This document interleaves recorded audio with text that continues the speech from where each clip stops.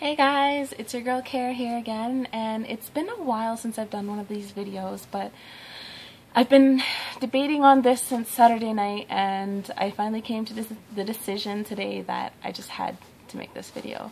Bear with me because I might get a little emotional. I'm going to try really hard not to, but regardless, I just felt like I needed to put this out into the universe. What I wanted to talk about was how we deal with people and the importance of interacting with everybody, friends, family, strangers, from kindness and love. Now, I've been really blessed to have a lot of examples of strong love and friendship around me on like a daily basis. And it really does take patience in order to always deal with people on that level.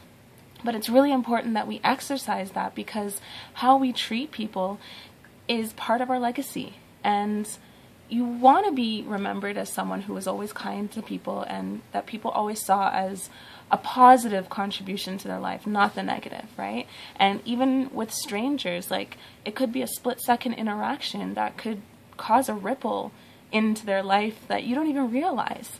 And, you know, for my Saturday night, I interacted with a lot of different people, and, you know, there's a lot of drunk people, there were some irritated people, like all sorts of different people. But it really just put this into perspective for me. You know, I met a couple that were so in love with each other that they just had to express to me how much they loved each other. And yeah, any other person might have found them annoying or pushed it off to them just being drunk, but no, they just loved each other so much that they just wanted to share that with somebody else. And out of that, I think I actually made 2 new great friends. So I'm really grateful for that. But in addition to that, you know, I saw a lot of people that, to just anybody passing by, not really taking them on, might have looked like people that were just being rowdy or just drunk or whatever you want to label it. But unless you took that second to really take them in, you wouldn't even gauge that there might have been something else that they were going through. And you always have to realize that people are always going through something, even if you don't think so. I'm going to give you a couple of examples. You know, I heard a story of a guy that was actually found passed out in the snow.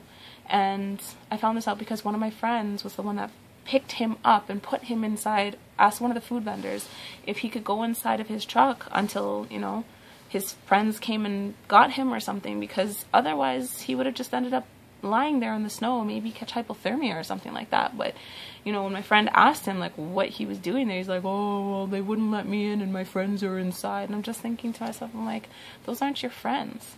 So you always need to know who you're dealing with, like who you're associating yourself with, right? Friendship, or being a friend, isn't really just a term that you should toss around. You know, you really need to know who's in your circle. Also, it's really important that we don't judge a book by its cover, because there were a lot of people that were, you know, just kind of hitching up on the table of the Soka shop, and, you know, naturally we would shoo them away because you can't really obstruct the view of the merchandise, otherwise it defeats the purpose of being there to sell. So throughout the night, you know, I would just kind of, as people would come up, I'd give them a second or two to see if they would move, but there was a few people that I really had to stop and be like, are you okay?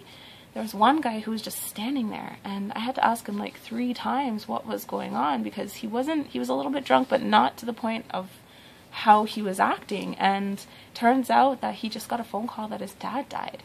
Now, imagine how much worse he would have felt if I got like aggressive with him or rude or something like that. Like, you really just never know what people are dealing with. So it's super important to just take care when you're dealing with people. Right? Be gentle, be kind, be compassionate, like, be considerate. Because if you were dealing with something and, you know, you were out in a public situation, you wouldn't want anybody to rough you up. You know what I'm saying? So keep that into consideration. Treat people as you would want to be treated. And going back to what I was saying about, you know, the legacy that you leave behind, ties into my aunt. My Auntie Allison, my great aunt, passed away last week, and today was her funeral. And since my dad passed away, like funerals, they're like the most difficult thing for me to do. I mean, I know funerals aren't easy for anybody, but it's like another level for me. I almost didn't go, but being family day and all, you know, it was just important that I did that. And I'm glad that I did, because I got to see a lot of family members that I haven't seen in a long while, and I also got to say bye to my Auntie Allison. Now, she was sick for a while, and last update that I got, excuse me, she was getting better. So it was a surprise when she had passed. I'm really sorry. But whenever I'm in a situation where I have to go to a funeral, I don't know if anybody else does this, but for some reason, the thought always runs through my mind, what would I say if I was one of the people to get up at the funeral and speak? And I know I would never actually really put myself in that situation unless I absolutely had to, because I'm a baby and I probably wouldn't make it through.